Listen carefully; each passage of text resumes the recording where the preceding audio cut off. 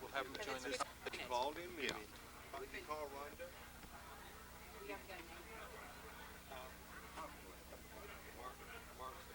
Christian, do you want to go and do it quick?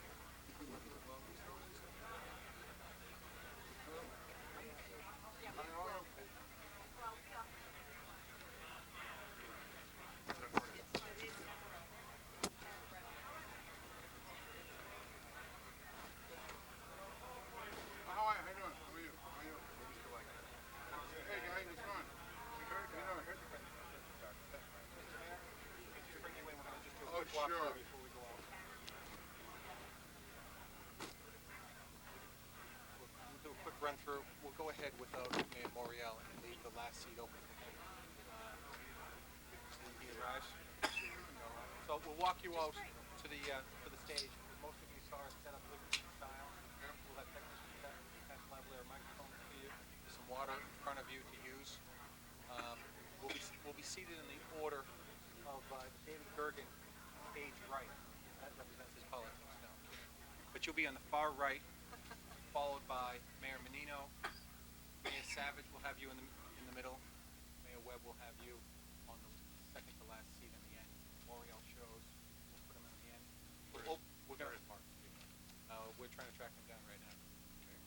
Senator Pryor is going to open up the forum with some welcoming remarks, and then turn the program over to you.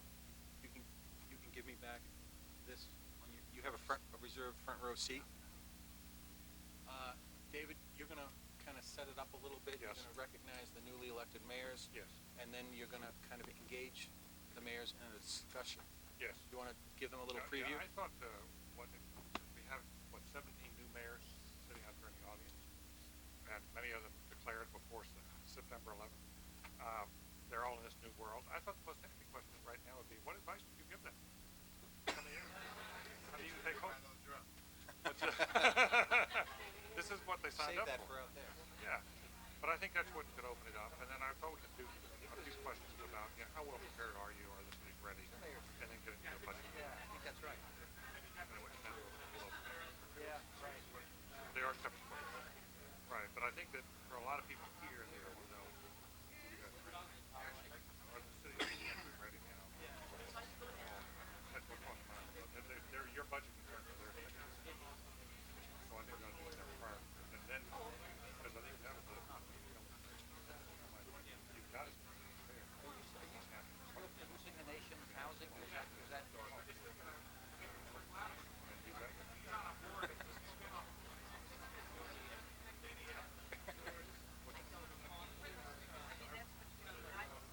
Your cost per budget. Well, then maybe we'll have this discussion for about 40 minutes, until about 7 o'clock. We'll open it up to the audience. There's two microphones we'll be using for David and the audience questions.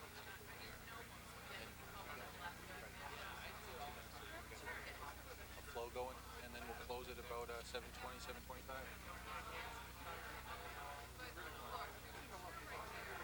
What it is like to be a mayor. I'm sure many of them.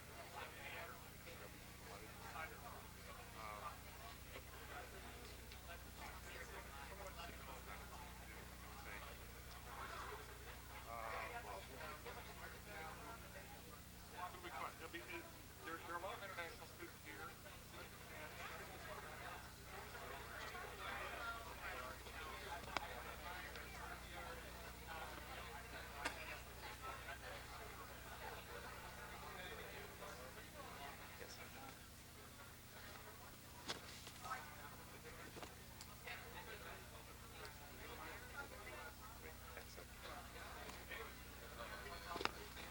David Kerr, do you have any instructions, any counsel? No, it's just going to be a normal. We'll have a healthy little crowd and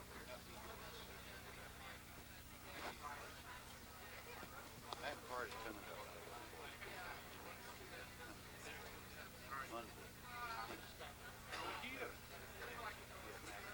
Donna. Yeah. He's going to be here that Monday night. Leaving.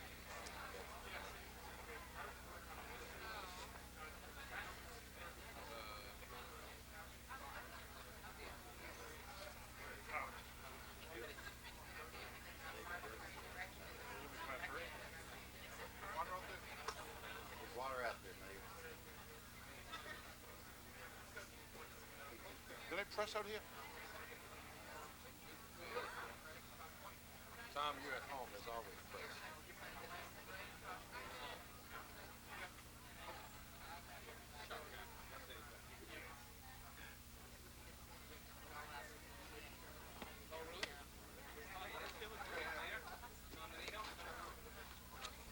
Hey, there you go.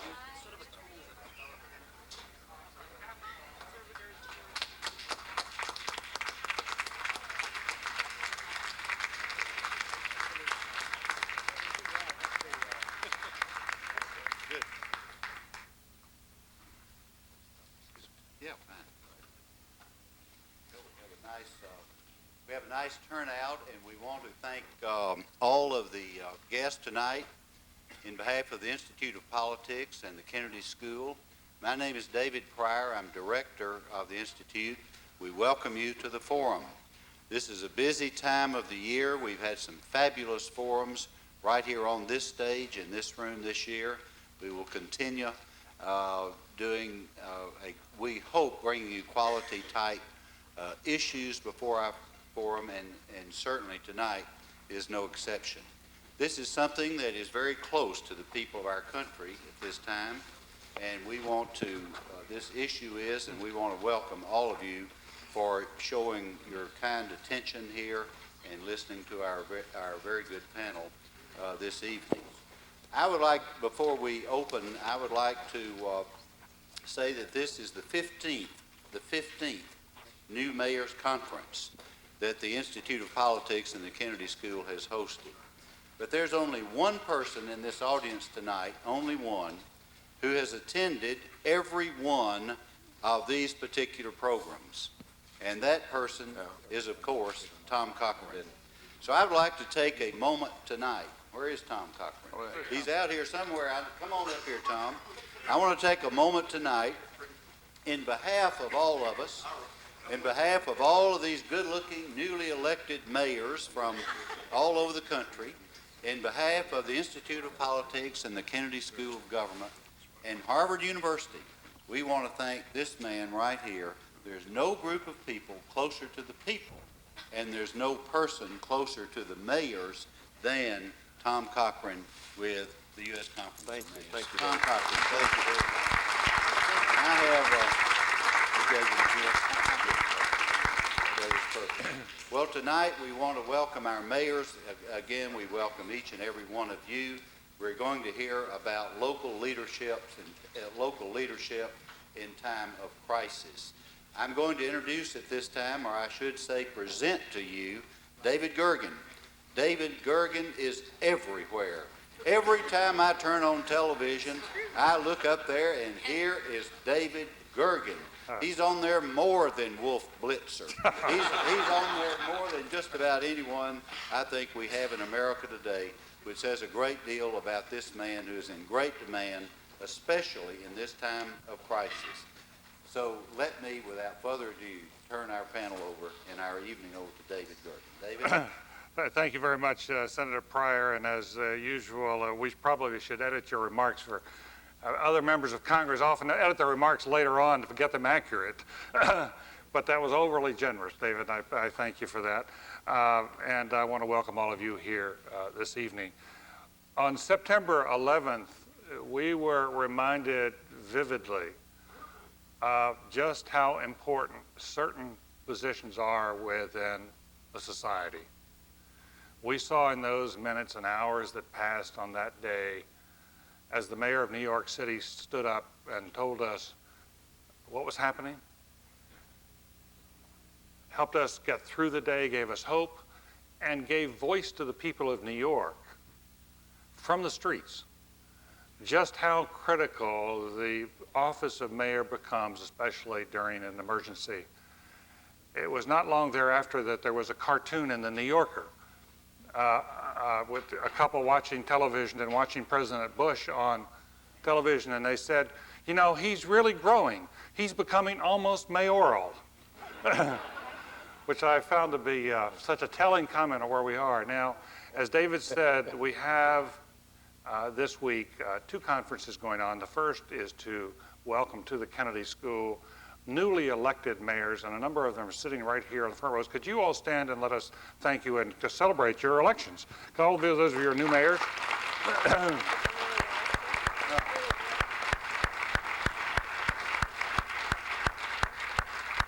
Now, for the mid-careers, are you the new mayor of Detroit? Well, you're Miami. Minneapolis. Minneapolis. How old are you? 45. Who's 31 in here? Stand up. Let us see that. I want to see all the mid-careers to see. You're 31 years old? 31. All right. Let's hear it for that.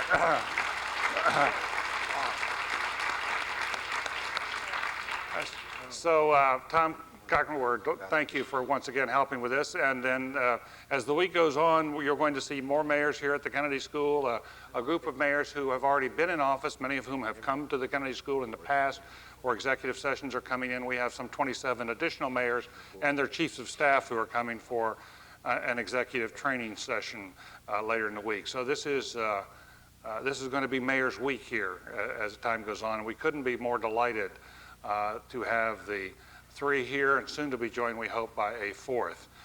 Let me introduce each one of them briefly, and then I'll say a word or two about what they're facing collectively, and then I'd like to ask them a word of advice for the new mayors.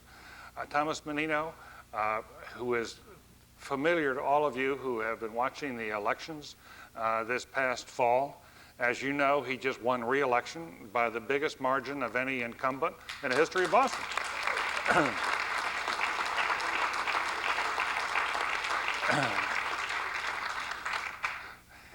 He was first elected mayor of this city back in 1993. He is only the fifth of 47 people who've held this office to win 3 terms. If he stays to the midpoint of his term, and I'm sure he's going to stay much longer, he will become the 3rd longest sitting mayor in history. Has anybody ever won 4? Kevin White. Kevin White. Have you declared your intentions yet? I'm looking for 5. All right. And he is vice president of the U.S. Conference of Mayors. To his left is Susan Savage of Tulsa, Oklahoma. She was first elected in 1992, and she is serving her 3rd term. She has focused very heavily on improving and expanding police and fire services, on increasing community involvement in city planning and directing economic development strategy that has resulted in record job creation there in Tulsa. You're the first woman, now I'm hearing this. What is that? First woman, and also longest serving. First woman in Tulsa? First woman. Mayor and longest serving mayor. Longest serving mayor in the history of Tulsa? Wow. All right.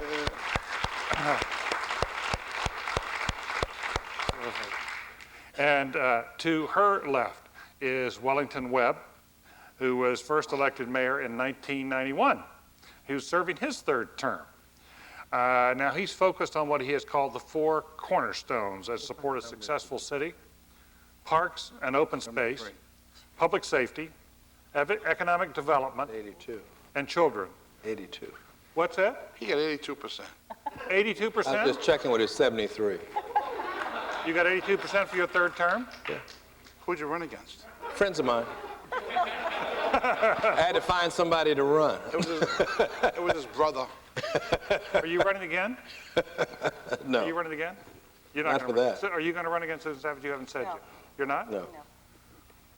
I'm the only one that ain't risk here. Okay. So we have 3 terrific mayors. Is the mayor of Cambridge here? No. City manager, Bob Healy. City manager's here. Would you please stand, sir? Because I want to do Bob Healy. And we want to tell you how grateful we are that you're here. My understanding is that Cambridge is one of 3 cities in the Commonwealth that has its emergency preparedness plan fully in place. Are we correct about that? That's correct. Good. And we did appreciate, sir, the mayor coming here to give us State of the City address this past year. We very much appreciate it. The relationship with Cambridge is very important to all of us here at this school, so we thank you for being here. Thank you. Okay. Now, understand this. This is one of the toughest jobs in America right now. It's very tough because the events of September 11th have placed enormous burdens on all of these mayors. Every single one of them is on the front line. Should something happen, they have to be the first responders. There are frontline soldiers in all of this. There are frontline captains. And what that has meant is each one of them has to be responsible for emergency preparedness no matter what happens, be held accountable for that, and then to sustain it over a difficult period of time. That has ratcheted up the expectations, and it has ratcheted up the costs of doing business as mayor. At the same time, the downward spiral in the economy has meant that the bottom has dropped out on their revenues. So that each of these folks is facing, at the very time their expectations and their requirements of the job have gone up, they're facing a squeeze, and a serious squeeze, on their capacity to respond. And that's what makes it such a difficult job. And it's a very, very tough time to be a mayor. We appreciate you all taking your time out. You've got all these new mayors here. Mayor Menino, let's go across the group. What would your advice be to the new mayors coming in? They all declared before September 11th. This is not the job that they thought they were getting. It's a very new world. What would your advice be, sir, to these new mayors? Let's just open it up there. First of all, I'd consider giving my job back. But seriously, I think mayors have to understand you're the closest to the folks in your city. You're the ones they trust the most. They're looking for you for leadership as a mayor. And you have to make tough decisions. As I look at government today, we're on two tracks, a public safety track and a governmental track. And how we maintain both of those at the same time is very difficult. Since September 11th, our lives have changed drastically. They'll never be the same again. And mayor's jobs have changed also, because we have to make sure that people in our city feel comfortable, have confidence in your city, and continue on with the regular routine of life. And, I could explain all the things we've done since September 11th or before September 11th. We're very fortunate in Boston because, remember Y2K, the bioterrorism, all things were going to happen in 2000. Well, we took that very seriously in Boston. So 4 years earlier, I sent folks down to Virginia to be trained by the federal government. And so when September 11th came, we're well prepared because we're updating our procedures on a 6-month basis. As a matter of fact, on September 13th, we were going to have a simulated disaster in the city of Boston just to make sure we had all our things and all our programs in place. So when September 11th came, we're well prepared to deal with it. We were the first ones out publicly to talk to the public about what was going on in the city and what we could do and reassure them that we were in charge of our city that day. And since then, we've reached out to the universities, the large building owners to give us security plans for their buildings. We've reached out to the ethnic groups in our city. We've been doing a lot of outreach to folks in our city just to reassure them that the city is working. And there's other things we've done, I go for a half hour, but the thing is, we were prepared in Boston. We're very fortunate, and one of the TV stations just did a series on preparedness, and they rated Boston one of the best cities in the Commonwealth. We had everything in place. It's because we took it serious 4 years before, 6 years ago, really, and I just say emergency management agency is second to none in the Commonwealth of Massachusetts, in the state, in the country. And that night of the September 11th, we were able to send vans down to Washington, down to New York, 10 vans of EMTs, doctors, nurses to help out.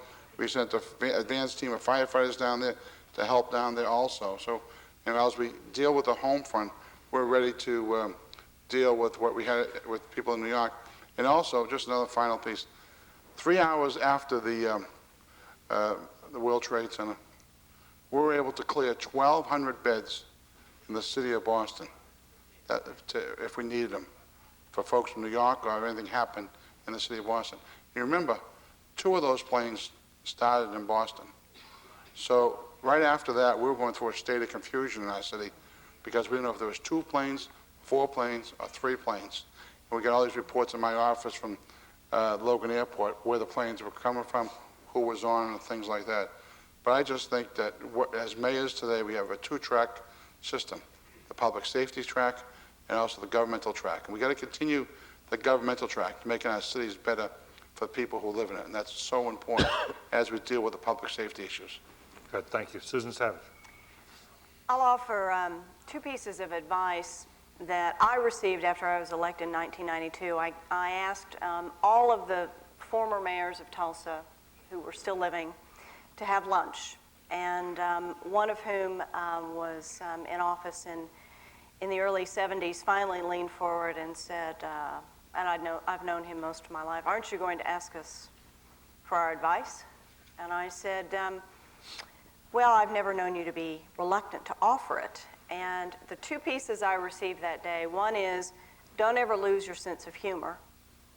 And secondly, you can be mayor as long as you want, just don't ever make a decision. And that really goes to the heart of, I think, what Tom just said and what you'll hear from Wellington and Mark and all of us, and that is the job really requires leadership, and you got elected because clearly you have those attributes. But more than that, during September 11th, people needed to be reassured. They needed to hear from their leader. They needed to see you or see all of us on camera. That particular day, we had 12 flights diverted to Tulsa, 800 passengers who had been en route someplace else, had no place to go, had to figure out where they were going to go. Our emergency preparedness system allowed us, because we have, in our recent history, Oklahoma City and the bombing, and while that was 90 miles to our southwest, they were clearly our sister city in our state, and we responded to that. In the state of Oklahoma, in the city of Tulsa, during the 70s, we had 12 federal declarations for flooding and tornadoes. So we sort of know this drill of natural disasters, and we've fit it now to man-made disasters. But we went right into our plan, had buses out, got people lodging, restaurants stepped forward. We had the whole private sector provide hotel rooms. Again, just one small thing, but I made a point that day of doing 2 or 3 briefings just to reassure people that our security provisions were in place, that we were in touch with the federal agencies, that we were getting information, and that things were under control, because it was, as we all know, a time of great anxiety. But those two pieces of advice have, I don't presume to give other elected officials advice, but those two pieces have stood me in good stead, and you will find every day there is something that creates a little opportunity for humor, because most of the time what we do or what we encounter, you just couldn't make it up. You know, it is. What about this not making a decision?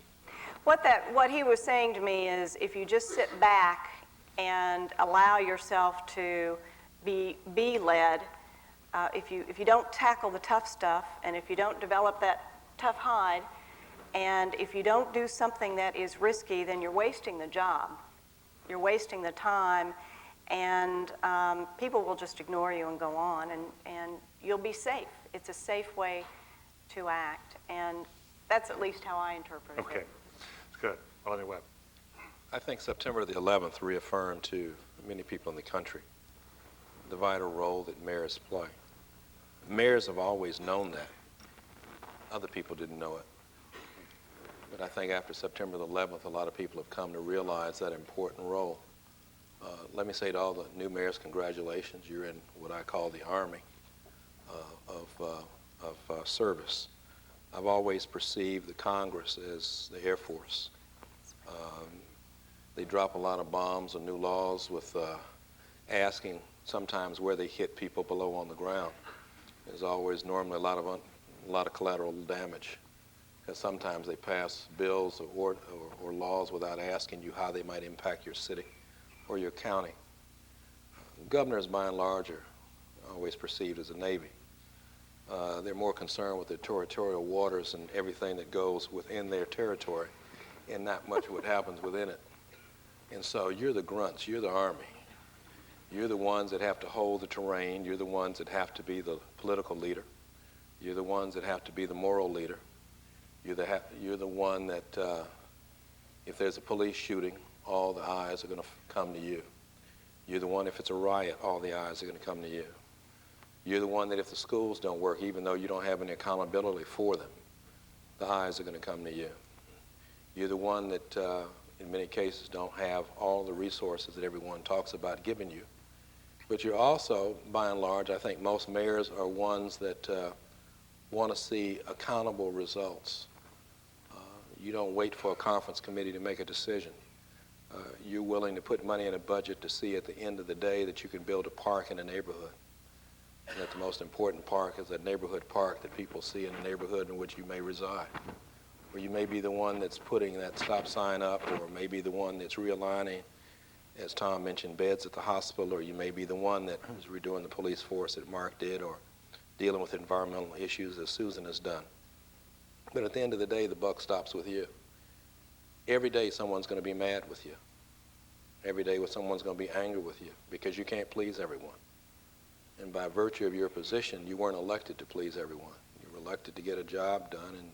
And if there's some words of advice I could give is one, keep a list of what you ran on and what you want to achieve, so that as you go through and work on not getting captured by the inbox and by the office, so that you can count, if you campaigned on environmental issues, that you have a benchmark where you can check that you actually implemented those things you said you were going to do. Sometimes your friends can be your worst enemy. They're the ones that have great expectations, and also don't write off the people, some that didn't support you, because in many cases they may have expertise that you might want to use. The reason a lot of other mayors don't run for other offices is, one, they've alienated so many people by making decisions that half people are still angry with them. But by and large, I think that most mayors want to see something done at the end of the day, as opposed to a long debate. I don't completely agree with David's earlier statement about us not having enough money. The money, when it's written, the stimulus package is written, doesn't give local and state government what we need. It does what? It doesn't give us what we need. It does not give you. No. For state and local government, Right. What we need is assistance at the state and local level. And sometimes it's very difficult. And you don't, and I think all the mayors elected now are a different breed. They don't go to Washington with their hat and tin cup asking for more money. Half the time what we want is the federal government to leave some of us alone, and we'll handle our own money to get what's done and what we need to do. We just need the federal government sometimes out of our way. And we need them when we need them, but we don't need them when we don't want them. If that makes any sense. Well, that's what my teenager says to me. We're very delightedly joined by Mark Mariel now. Thank you. Mayor Mariel Thank you. from New Orleans, Thank who has been the mayor of that city since 1994. 94. Is this your third term? Second term. Second term. Term limited. When Bah humbug. Term limited. you have two 4-year I have 2 4-year terms, and I'll be finished in May of this coming year. May of 2002, yeah. Well, in the meantime, you should know that Mark has a long background in politics and in civil rights. He was a plaintiff's lawyer in a case in which the Supreme Court held that judicial elections were covered by the 1964 civil rights laws, I believe that's correct. He has also taught at Xavier. His dad, your dad was the first black mayor Black mayor of New Orleans. Was he not? Mm-hmm. And Mark Mariel now is the president of the U.S. Conference of Mayors. Thanks, Dave. So our question to you, sir, was the same as to the others, for starters. And as we have this array of new mayors in front of you, as the veteran now of the wars out there, what advice would you give to incoming mayors, given the events of the last few weeks? Get the best pair of shoulder pads, the best helmet, buckle up, get a baseball bat and some boxing gloves. You're in for a ride, and you're in for a very, very exciting ride because there's no job like being mayor. I've loved every minute of it. I've been challenged by every minute of it. The people that I've met, you as much and as well as you think you know your own hometown, you're going to learn it just that much better. You're going to learn where every manhole cover is. You're going to learn the phone number of your favorite constituents because they're going to call you and write you all the time, and don't be afraid to call them back. But let me just try to offer a little practical advice to new mayors, because you've got a big challenge ahead of you, and most of you were elected just last week, and I join in congratulating you.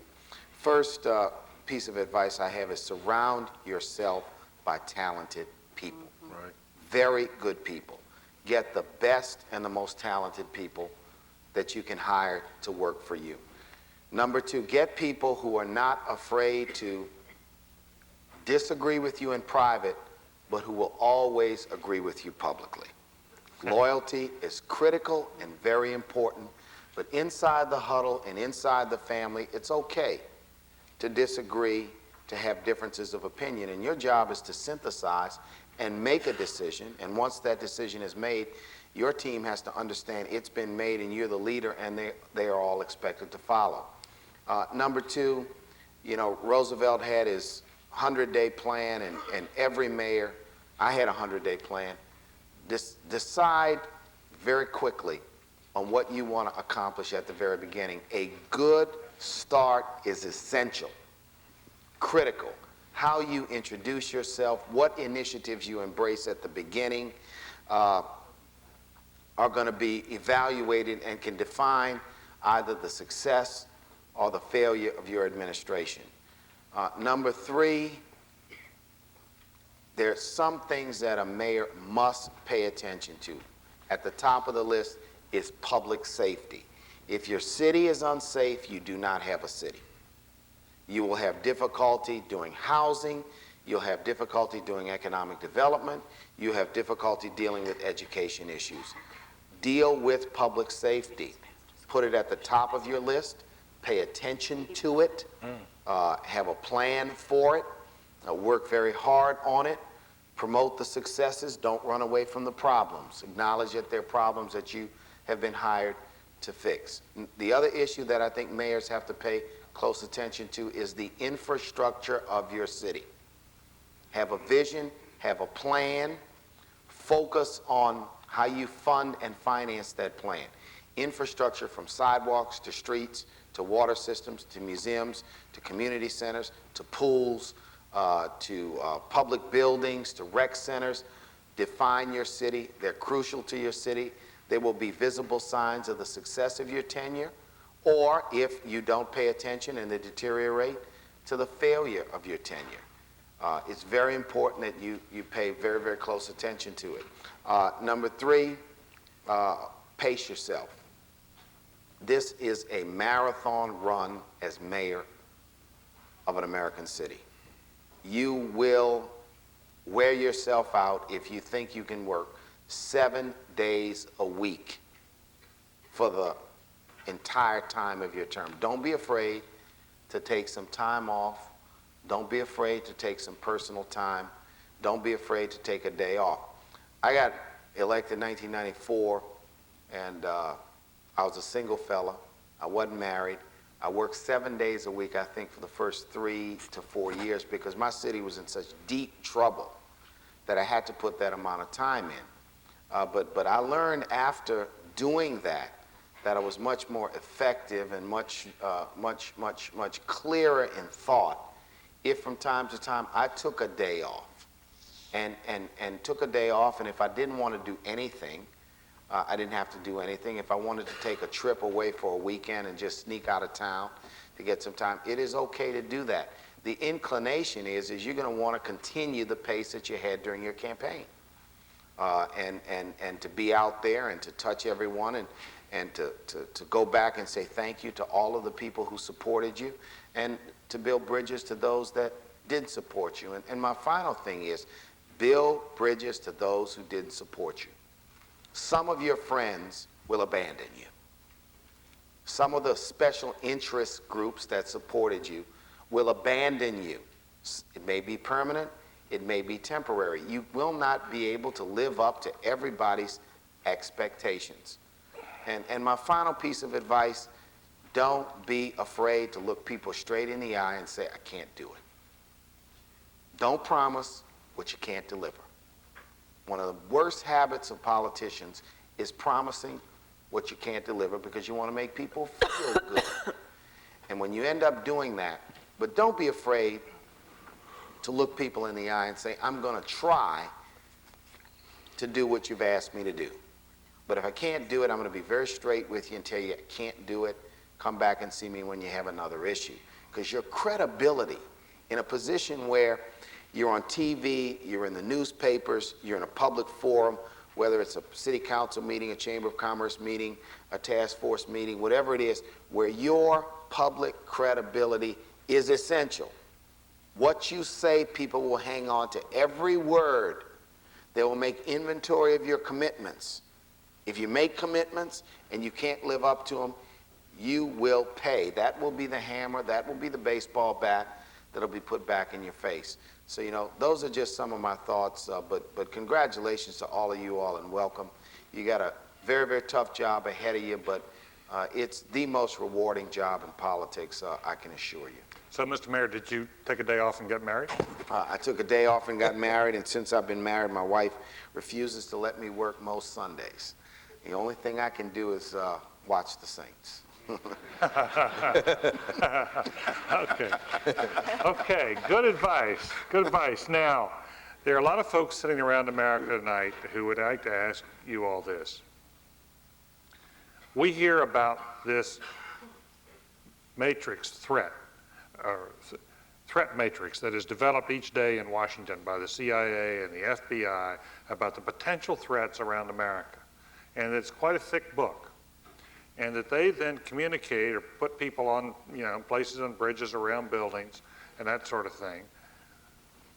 As mayor, when you got Washington off there watching the threats, first of all, do they tell you where the threats are in your city? Do you know what might happen in your own city? Are we safe? Can people walk around American cities feeling safe? And what is it that keeps you up at night thinking about this issue? Mayor Menino. Well, we've had a couple of incidents over the last couple of months on threats to our city, well, the general ones, and I had an occurrence where I got a call from the Attorney General saying that something was going to happen in Boston on a certain weekend. And, of course, you know, he says, well, you'll get another phone call in 2 hours telling you exactly where. All right, that's great. So I immediately talked to my police commissioner and my corporation counsel. We met. And so after 2 hours, we never got a phone call. But somehow it leaked out to the press, and there's only 3 in my administration who know about it. So I had to go through a whole weekend of hysteria, and the FBI finally came back and said, there's no credibility to the issue. And what that did to Boston at that weekend was froze the city. People were afraid to do anything. And so I just say that, you know, was there information? Well, I'll tell you that after 2 hours, I said to my police commissioner, why don't you call the individual who was supposed to call us up and find out what the basis of our threat is? So we call up, and we don't know anything about it. I said, what? And then, well, find out what the, you know, what they have in the intelligence. Well, stuff they had was a week old, 10 days old.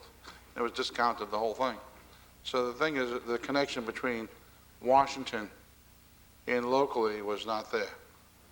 And it causes all kinds of issues in our city.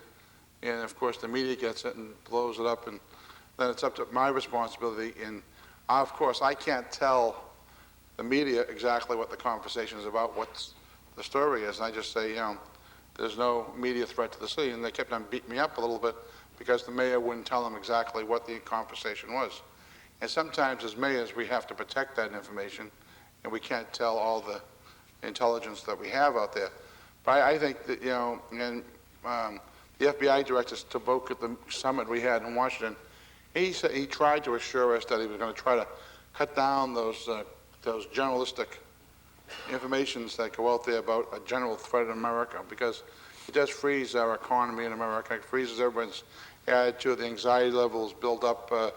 that, and it's up to mayors, it's us, and we're the ones out in the streets that have to go to the blocks and into the banquets and reassure people and go to the churches and tell them our information. If there was something out there, every mayor in America would be telling their people what's going on, because we wouldn't want to be held responsible. But Well, do you feel good about the situation we're in? Do you feel like we're protected from potential bioterrorist threats, into the water or into our food? Do you feel what could happen in Boston I think, is dangerous? well, it's a new world we live in, and we have to be more aware of what's going on out there than ever before. Can there be something out there? Yes, there can be. But I think if we have our police department working closely with the FBI and the intelligence is back and forth, I think we're in a good position. Like just recently, LNG's coming into Boston. Right. We've had them come into the Why don't you Boston say what the LNGs are? liquid. Liquefied natural gas. These are Tank. tankers. Yeah. These tankers that come into Boston Harbor, Come up from New Orleans. they come up from Trinidad, Algeria, and Boston's one of the only areas that they come into port in the residential area. And they've been coming here for 20 years. But it's a new world, like I said. Yeah. We have to be more aware of what's happening. And I've had this battle with the Coast Guard. See, we have a memorandum of understanding with the Coast Guard on we're in charge of fire suppression, they're in charge of safety. But they have no fire suppression on the Coast Guard. And so they said it's safe to bring it in. Well, my fire commissioner says it's not, we don't have a plan. So we go over this battle. We have them in federal court right now on the issue because we don't believe we have a safety plan in place if something did happen. Will something happen? We hope not. But if something happens, this is unlike a gas tanker or something like this. This blows 3,000 feet either way. And when you bring it into Boston Harbor, you only have 300 feet on each side. It'll go right into the city and take out Logan Airport and take out the central city. And so we have a real issue with it. And the Coast Guard keeps on saying, well, if something happens, we'll put a line on the LNG, we'll tow it out of harbor. How the hell are you going to do that, folks? It's 3,000 feet either side of it that's going to glow. So, I mean, yeah, that's, and it's the Coast Guard. I mean, it's the Rear Admiral Butchagaloop who doesn't understand. They'll be out of the city in a couple of weeks, and, the mayor takes the heat. This is where mayors, you guys understand, you'll take the heat on these things, but I've stood up to them. I've taken some hits on it, but I think it's the right thing to do to make people aware. And then the other part, you have to bring, when they bring the LNG in, you have to have extra security out there. And who pays for the extra security as you bring the LNGs? The first shipment came in, cost me $20,000 just for one night. And they're going to bring in 42 tankers this winter. And but they don't need this LNG because District Gas there's enough LNG fuel in Boston right now to get through the winter. This is all backup stuff. And so it's a little... Cost you 20 a pop, they're going to bring in 42 of them? Yeah. See, all the mayors here will talk to you about the added cost in public safety. And nobody's talking, they fined $28 million to bail out the airlines. Yeah. In the state of Massachusetts, we found $26 million to bail out the state police. But nothing's coming to the cities who are on the front line to deal with these issues. It's cost us about $600,000, $700,000 to deal with the additional police we have in the city of Boston today over the last couple of months. And Bob, you probably the same thing. Yeah. Yeah. Susan? I think what Tom is speaking about, and certainly what we experienced very early on in Tulsa, where the lines of communication were very one-sided.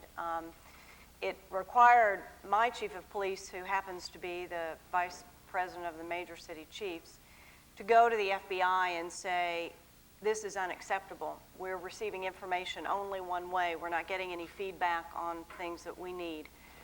I personally find the general alerts that have been issued to be relatively worthless. I mean, they don't tell you anything. There is nothing about, you just need to be on a high state of alert.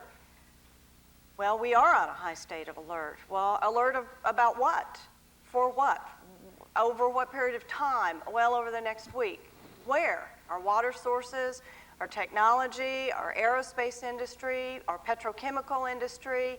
our shopping malls. What are you talking about? And so we've all had these discussions at various levels. And while I don't want to second guess anyone's desire or need to feel like the American people deserve to know, two things happen, as all of us know. You either stop listening or you become immobilized. And so if you don't have something specific with which to work, then it makes the job that much more difficult. Now, one of the challenges we faced, and again, short answer to your questions is, yes, we're safe in our city, and yes, we can respond. One of the issues we faced early on was the media was so hungry for something happening in Oklahoma because it was all happening on the East Coast that they were searching out experts. And suddenly you have a person who knows nothing about anthrax in the fire department talking about anthrax. So I pulled everybody together, all of my operating folks. And the health department is a city-county department. They don't work for me, but I pulled them in. We have a city-county, in fact, a regional ambulance service. I pulled them in. The medical director, who is coordinating between the public health system and the private health system. The police chief reports to me. The fire chief reports to me. The public works director reports to me. We have an emergency management director who is a city-county employee. He kind of reports to me. Pulled them all in and said, we are going to meet once a week, informally, to communicate among ourselves. Who's talking? What are you hearing? What issues? What are coordination problems between the state? What are you doing between locally and with the feds? Do we need some assistance? What can we do to be helpful to the business community, to our neighborhoods? How do we enlist them? So we've developed a certain number of just little action steps that are pretty simple things to do that make people feel participatory without being immobilized through fear. And one other thing, and then I'll be quiet and let my colleagues talk. We've not, fortunately, and I knock on wood, had any incidences that have been validated. We have lots of anthrax calls, but nothing has tested positive.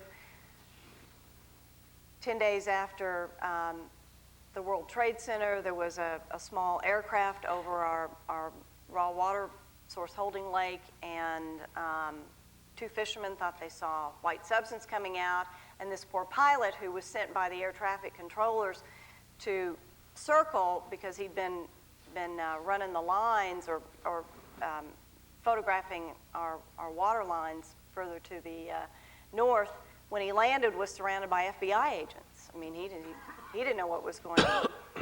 So we have taken what's happened on the East Coast and in other cities, and we do our own debriefing. We go through that. We say, what do we think they did well? What do we think we could do better?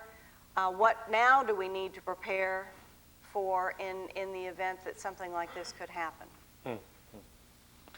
Wellington Webb? We added a step that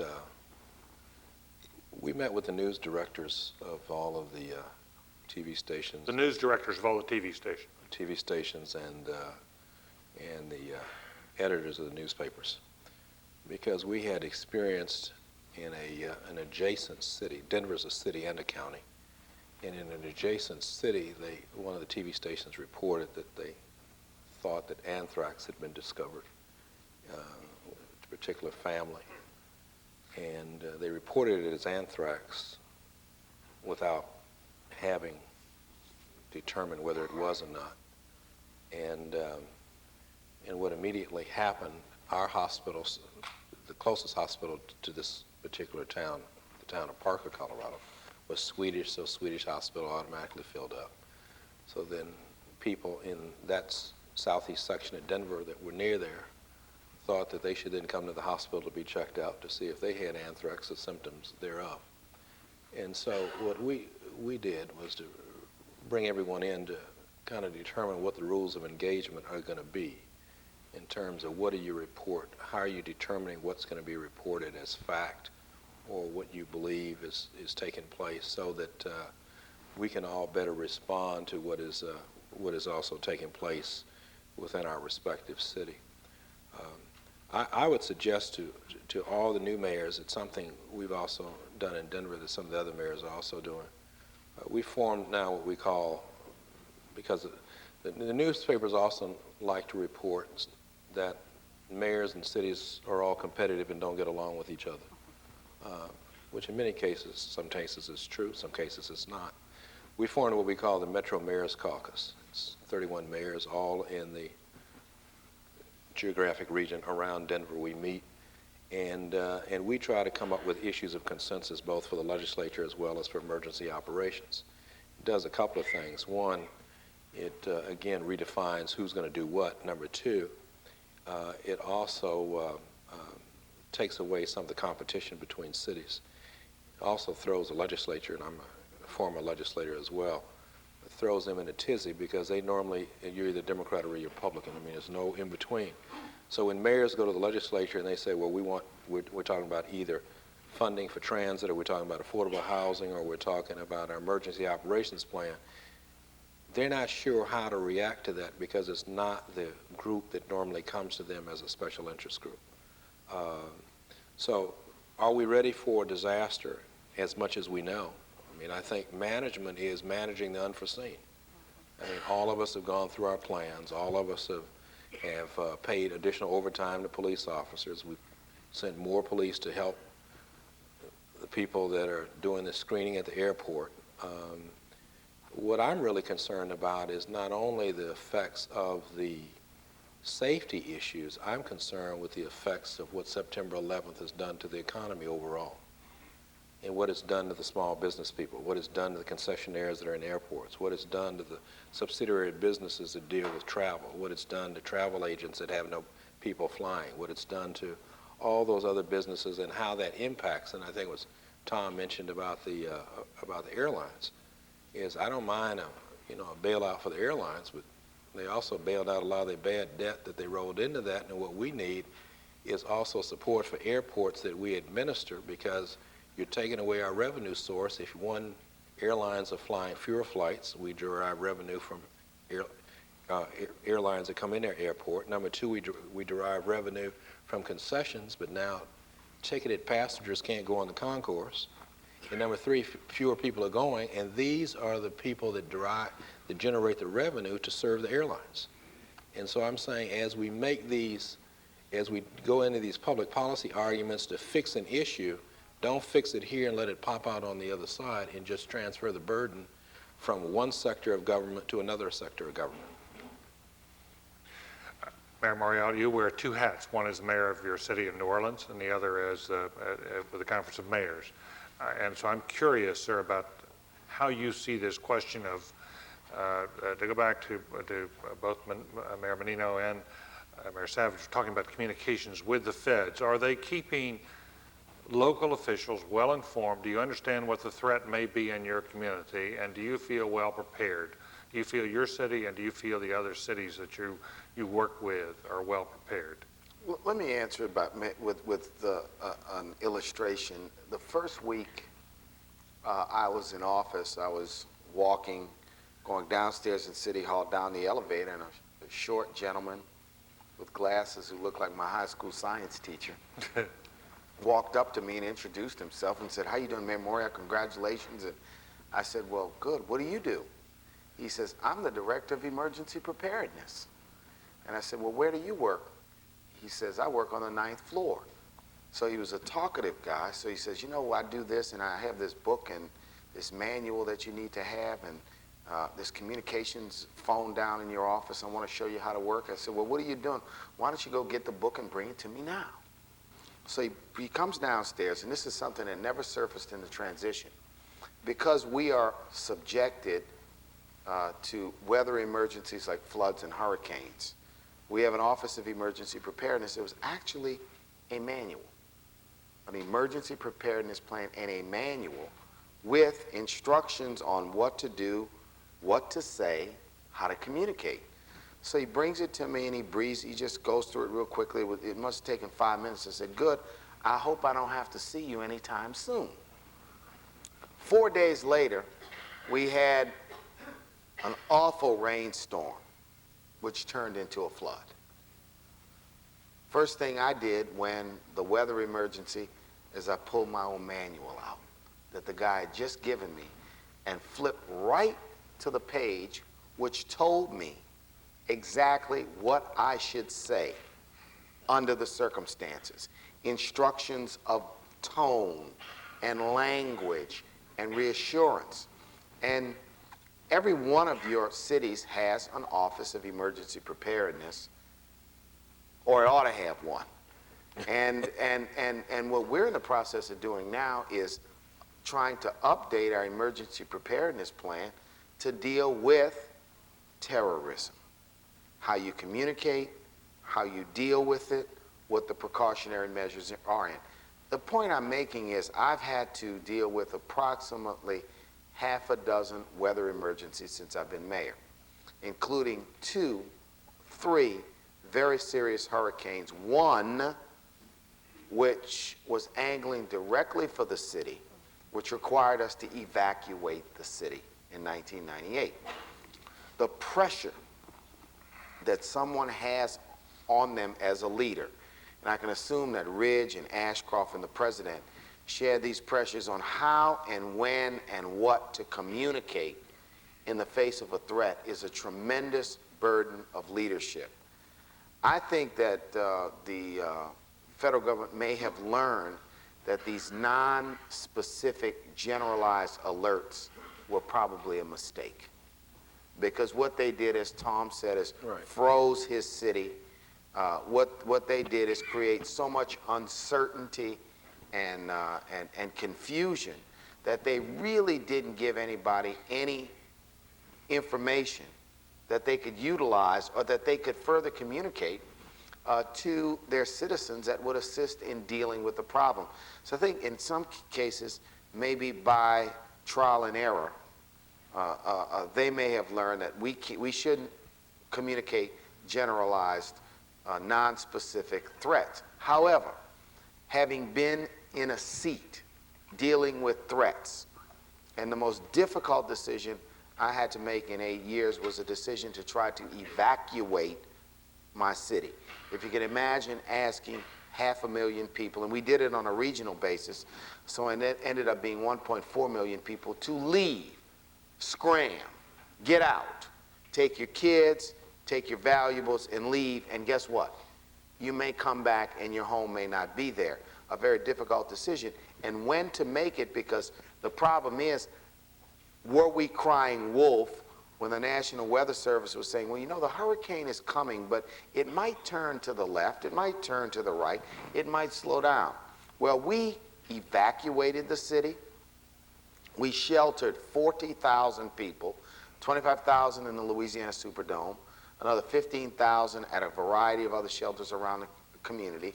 And as you would have it, the hurricane turned and barely put just some rain and some wind on our city. Now, had we erred and not evacuated, It would have come. the hurricane would have come. There's no question. But we erred and evacuated, and no one second guessed it, but the next time we had a threat of a hurricane, the press began to question whether in the previous case we acted too soon. We pulled the trigger, we pushed the panic alarm. So this is not an easy thing for either the president or the attorney general or the director of Home Security or mayors and governors to deal with. But I think the bottom line, I believe, is that we should consider ourselves on a continuous state of alert. And you know, we went through this, folks, as a nation during the Cold War, when the threat of nuclear war was a continuous threat which existed from the late 1940s, you know, into the 1980s. We were really on a continuous threat, and we remember the evacuations and the bomb scares and the bomb horns. I remember it of my childhood. So, you know, this is not an easy thing, nor is it something to make a clear judgment call on whether they did the right thing or did the wrong thing. What we're hoping as the Conference of Mayors, out of this whole area of local and federal relationships related to terrorism, is that the federal government does recognize, number one, you got to engage us. We're the domestic troops. And that means that we need to be properly equipped, have the resources that we need, and two, that we need to have a real communication system with some real protocols out there about how we deal with that. And that's what the conference, that's what we're working on. That's our goal. That's terrific. We should go to the floor, open this up. Tom Cochran, might you have a question to get this started here? There's probably something uppermost in your mind as you've been hearing some of this. Well, I think just following up on the summit we had 3 days. This is the summit you had with Tom Ridge. In Washington, we had Tom Ridge, Mr. Ashcroft, Tommy Thompson. All in all. Mueller, we had medical experts. they were scared. Very good. We have a national report that is coming out pretty soon. Oh, the figures. Woman from I think there were two things that kept coming up to me in the elevator. One is our fire departments are going to have to be retrained to deal with the chemical and the health issues. The second thing is our police department's going to have to be trained to deal with more intelligence, so like domestic CIA kind of stuff. And so, that's sort of street language for what I'm talking about here. There are 675,000 police officers in the United States. In America, the mayor is in charge of the police force. The mayor of Bonn has a robbery, and you call her house, and she is a her. She says call the governor. In Tokyo, the mayors do not have the local police force. It's a state level. In this country, we have it. We are in a different situation with the terrorist war, and Mayor Morell's vision on the summit, the Bush administration's willingness to bring their people there to work it is going to help. But as President Clinton used to say, we've got to get it right. And so I think that's what we're trying to do here. But those two issues are very important. The second thing is what Mayor Webb has talked about. When you start talking about security in the airports, you get right into the economic situation fast. And this was a very strong mayor from Charlotte, North Carolina, head of the Republican mayors, Pat McCrory, talked about that. Because the tourism industry is so key to American cities. And so this is what we're trying to do now with a new campaign that Mayor Morell is Cities Unite America. The goal is we want to bring the strollers back downtown on Saturday. And that's what was happening in the last 8 years. People were coming downtown. Not as much movement back into the city, but people were coming downtown with Mayor Menino and Mayor Daley and others, bringing people back downtown. So that's what we've got to do, and the alerts are very important to get that straightened out. We had a very good meeting with Tom Ridge in the White House talking about that. So we're not there yet. We just got to keep working. Did you? Yeah, I think, Tom, you're right. I think the big issue out there is airport security. And we got to get it right because we don't have it right. Yeah. And they've been playing with this issue since September 11th. Why can't we do it? Finally, it's because if you have airport security, more businessmen and women will go on the business trips instead of using telecommunications and all those other things they're using today instead of going to the cities. And I think that's one of the big issues that we have to straighten out in America. They're dealing with a stimulus package that'll take us a year and a half to put in place. We need it now. And one of the things we did in the report we put out there, it deals with issues today and how we could deal with it, stimulate our economy today, not a year and a half from now. Right. We can't wait a year and a half. It has to come to cities. It can't go to the state government. And you got to get real about it. And they're not getting real about it. They continue. It's a political issue right now. It's no different than providing relief to Afghanistan. I mean, we are. Quite honestly, in my city, we're going to have to cut $12 million out of our general fund to budget this current fiscal year's budget, while our general fund supports almost exclusively police and fire. Well, you have to have police and fire to fight the war. So it is You think you have to take $12 million out of your police and fire? well, I've got police, fire, parks, and some support Got departments. to take but it out in areas other than police you and bet. fire. And public works, you've got, well, you can find some in police and fire, but the point becomes we are, the expectation is we'll answer all these anthrax calls. You answer them with police, fire, emergency services. That's a cost to the community. The state doesn't pick it up. The feds don't pick it up. There is no relief. So you use specialized equipment. And in our state, we rank number 3 in the nation, I think, in methamphetamine labs. So we happen to have a good supply of suits, hazardous suits to go into meth labs, which we're using to go on anthrax calls. But the point becomes you got to have the tools, the resources. And all of us can do our part, but we can't sustain it without some additional assistance. The biggest drop in our revenue in Tulsa is in business expansions. It's since September 11th. You can chart it. You can look at the drop-off in revenues in our use tax, which taxes equipment and manufacturing and computers and things. Bam, it's down. Our unemployment rate is still reasonable. It's below the national average still, but it is climbing. And those are issues that directly relate to September 11th, and they're not public safety issues, they're solely economic issues. Terrific. Yes, sir. Hi, my name is Andrew Lawland. I'm a second-year master's degree student at the Kennedy School. I'm also a proud New Orleans native, and I've enjoyed listening to your advice to the new mayors tonight. I was wondering if you could give any advice to the students. Many of us are hoping when we graduate in May to work in city government.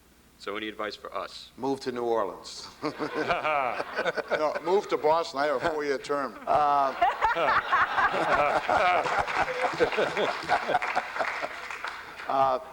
You know, my thought for students is it's great that you attend a university where you have opportunities like this.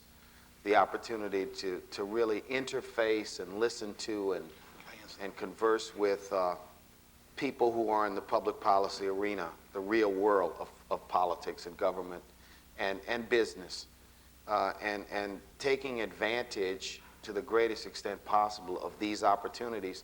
Many students do, some do not. I also think that opportunities, internship opportunities, are really, really beneficial. Whether you do it as an undergraduate, whether you do it as a graduate student, whether it's a summer opportunity, and of course most students need paid internships or internships for credit, but if you can afford to even do it on your own without any compensation or credit, take advantage of that. What it's going to do is refine your career objective, tell you what you like, tell you what you don't like, get you a sense of how what you're learning has application in the real world. And I think that's the best advice. And also, don't limit your horizons, because what you'll find in today's world, I think, is that people change careers a lot. You may start out doing something, you may change courses, you may start with a general interest in one, area of public policy, and it may indeed expand. But I know every student here at Harvard will be able to write their own ticket and pave their own way. I would add to that, don't consider any opportunity too menial, at least in the beginning. You may get an unpaid internship in a mayor's office just by calling up and asking. I mean, I've had several, I like students. I have one in college and one getting ready to go to college. And what I have told my children forever is step out there, ask, present yourself, offer to do something, especially in government, and then be a self-starter. Don't wait for someone to tell you how to do it. Once you start to know people and you begin to understand the mechanical side of government, which you have to know before you can establish policy. I mean, you can't think of public policy initiatives really unless you know how the mechanics support that. Then it allows you to move into a variety of other areas. So I would, you've got to hustle, you've got to get out there, you have to ask, you have to offer, you have to present yourself, and push. Yeah, let me just say that question is music to my ears, because it's great to see young people want to get back into government. For a long while, young people weren't coming into government because the cynicism we had out there, what the media has done to our business, and I think it's wonderful that you're thinking about that. Because in government today, we don't have the bench strength we used to have. Young people coming along. That's right. You know, only in government will you have an experience that you never realized you could have.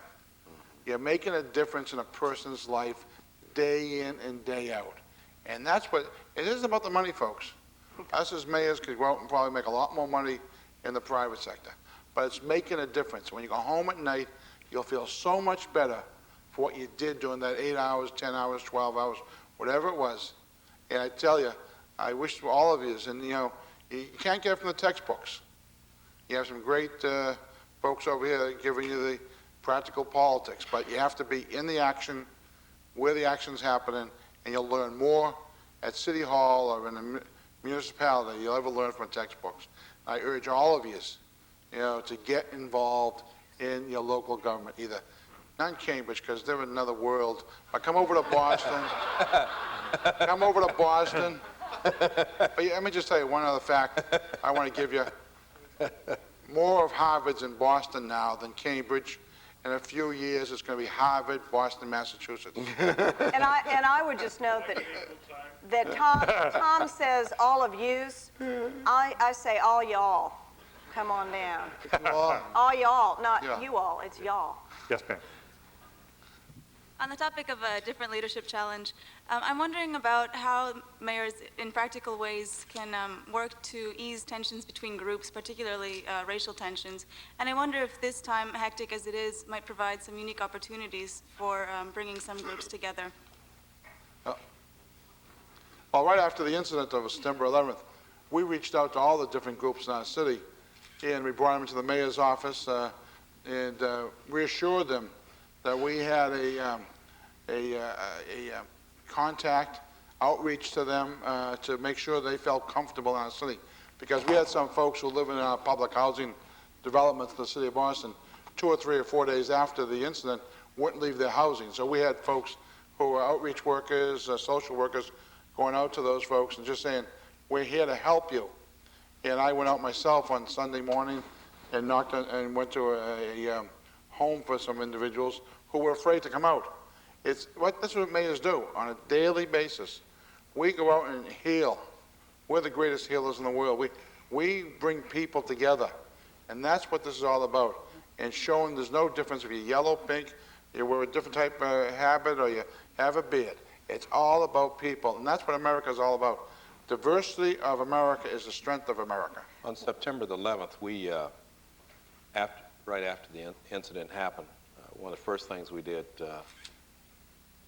I leaned to the left as a Democrat and our governor leans to the right as a Republican. We did a joint news conference and we talked about we're going to assure that people aren't going to be singled out, any particular ethnic group, any religious group. The second thing is that we in the city also worked with the members of our religious community to sponsor a religious service. This was after the one that was held nationally. They would focus in on and would be primarily led by Muslim imams as well as Jewish rabbis and other members of the religious community, so that people would see everyone in the city coming together and talking about staying together as a city and uniting and staying united as a city, and saying that what we have to be about is separating the people that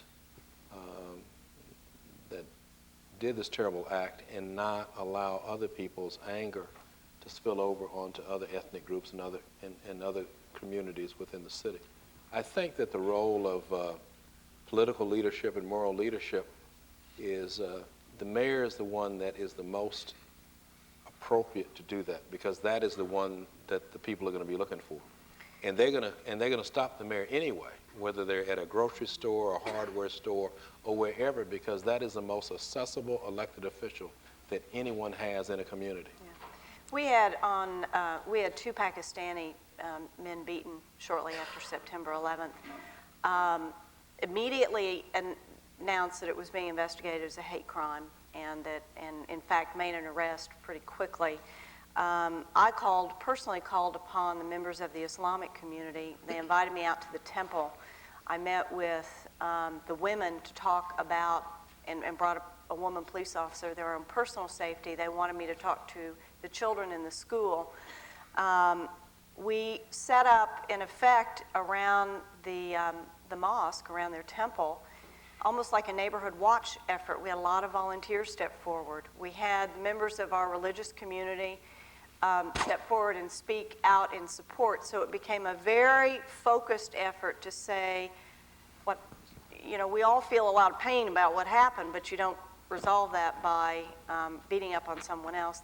The other piece to that has been important for us is our social service community has come together around the issue of mental health right now, and they're doing a lot of outreach. Now, I didn't sponsor that, but my voice becomes, or the mayor's voice becomes, a very important voice in talking about the resources in your community and how you are responding.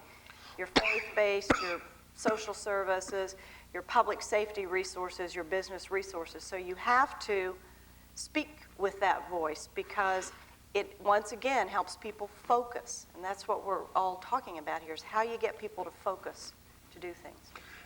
We also need to focus on the clock, which is drawing nigh. We have time for a couple more questions. We'll go here, and then I'm afraid we're not going to be able to get to everybody else, but please, we'll try to be fairly try to keep us moving along. Sure. My name is Ian Simmons. I'm a graduate of the college, and I've worked for workers in New Orleans as well as Boston. I had a question and an invitation. The question was, how can you use this growing patriotism that's come out of the September 11th tragedy to rally people on behalf of all Americans and not just the ones at the top? The attention to the sacrifices that the working folks in New York City made, and the plight of the low-wage workers in the airports really were highlighted. And are there opportunities, as you try to rebuild your cities, to focus people on helping everyone out and not just the people, who are already making millions? Yes. And with the invitation also was that Mayor Menino mentioned that Harvard's expanding into Boston and doing all this work, and they're already right now, and over the last 6 years when I was a student, Harvard actually dropped the wages of the custodians by thousands of dollars a year. So over $25 million was lost to Boston residents alone who are working for Harvard. And they're now making a lot less than MIT or BU custodians. And the invitation was they're actually now, they're having a big rally on the 30th, and they'd love for you to lead that. There are going to be hundreds of folks there, and Mayor Menino would come to that. Well, the question was about the first, I already asked the question at the beginning, was how do they use the opportunity to help fight for low-wage workers? The invitation was for Mayor Menino to help the Boston workers out at Harvard. I think you're speaking about the living wage. Yeah, living wage and also the contract negotiations with the janitors in Harvard. Yeah. Oh, I'm good with negotiations. I had two and a half year negotiations with the firefighters. It was a wonderful time. I think your living wage issue is something that I think Harvard has finally realized they're going to deal with, and they should have dealt with it much more effectively early on than they have presently. In the past, and they're doing it presently much differently. And I think they've come to some agreement on the living wage issue.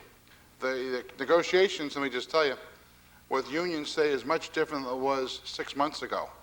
The world has changed, the economy has changed, and it's much different, difficult issues to deal with. And I just say that I think you have to go to the table in good faith. I don't think going to the table now and beating up administration officials will do the job anymore, because there's a lot of folks out there who are hurting presently in our society, and some unions are demanding just too much, and we just don't have the resources we had in the past. And that's one of the issues that all these mayors and myself will deal with over the next couple of years is labor cost. And how do we deal with that effectively? We know the people in the bottom rung need help. But how do we balance that help we give them with the economy we're dealing with? That's the challenge we face. And I think Harvard, with the new president here, understands that issue much better than we have in the past. I think you'll be able to deal with some of those issues much more effectively over the next several months than we have. And if I could answer the first part of your question, which was how to use this patriotism to maybe reach out. We just completed our United Way drive, and it was $800,000 above our goal of $25 million. Tulsa has one of the highest per capita United Way giving rates of any city in the nation. And the campaign did not use the tragedy, but we talked a lot about, yes, we have needs in New York and in Washington and elsewhere, but we also have needs in our community as a result of the downturn in the economy. And that resonated, and those who could give did so. Thank you. Last question, please. Carolyn Benedict Drew, a mid-career. We're not in normal times, and therefore it doesn't take a normal answer. The whole conference is about local leadership and the global crisis. I therefore wanted to know from you all what you thought was the problem, where does the problem solving begin, and what is your city going to do to really deal with the world problem? One of you, or many of you, have spoken to the individual problems in each of your city, but I think the mayors have to join the governors, and the governors have to join the other leaders to really change the way we have been working in America. I'd like to know what role you would like to play in that. We all have sister city programs, and I won't go through the 7 that we have, but we have what we call a global alliance in Tulsa, and it is the auspices for our Sister City International program. We also, through the conference, have been reaching out to cities in other countries formally and having summits with France and with Germany specifically for the purpose of talking about some of these issues, because it is a global economy. We all have access to technology, which can put us anywhere. We have transportation, which can place us anywhere. And we have to rely on one another. And I think that is a message we understand. We carry it culturally, educationally, from a business standpoint, and speak that language on a daily basis. We've done a couple of things. One is that given Denver's geographic location in the country, we don't have the privilege of having water like Tom and Mark, so the airport. We have it in Oklahoma, too. Well, you guys have a similar to us. Yeah. So our airport becomes our port. And so what we've done is spend a lot of time in terms of not only negotiating with airlines for direct flights into Denver so that we don't have to go into other cities to help enhance our business climate, but we've even gone another step. As a city, we have trade offices. We have one in London. We have another trade office in Shanghai. And it's based upon the proposition that if you believe in trade and believe in corresponding, having trade delegations from your community going to these other countries and working with your own trade office, where our state does not have trade offices, we decided to open our own city trade office. And so in effect, what we do is where the state has a trade office, for example, in Tokyo, we work with their trade office for issues that relate to Japan. We work with and the state works with our trade office in China. They have a trade office in Frankfurt. We have a trade office in London. And our belief is that as the world gets smaller and smaller, and that this global economy becomes much smaller, is that we enhance our competitive position by also having outreach offices in some of these other places around the world. I just wanted to add, one of my goals for this year is really building on some of the work that Wellington did when he was president of the conference, is for us to create an organization that might be an international conference of mayors. And that would give local leaders like us, mayors, because mayor is a common unit of government, a common political position. You have mayors all over the world. You have mayors in China, in Afghanistan, in Russia, the United States, Europe, Africa, Asia, because the city was the original form of government, older than nations, older than states, and by creating an organization where mayors can dialogue amongst each other, we can talk about common problems, whether it's education and poverty, whether it's infrastructure and water, whether it's transportation and diversity, an opportunity for us to share not only concerns, but also share ideas and share common strategies. I went, Wellington also went, we went last year with President Clinton to Nigeria. And we met with a group of mayors, and one of the things that struck me is the idea of self-empowerment. These mayors were trying to find their way in a system where they had very little regulatory authority, very little taxing authority, and their only means of solving a problem was to pressure their central government to give them resources.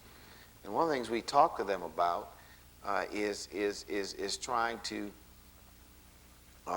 tell them about how our system works, where cities have a whole host of independent powers, and therefore we can be self-determined in some areas and self-empowered in some areas. But I see great opportunities in the new global landscape for local elected officials throughout all over the globe to be able to talk to each other about common problems and also solutions.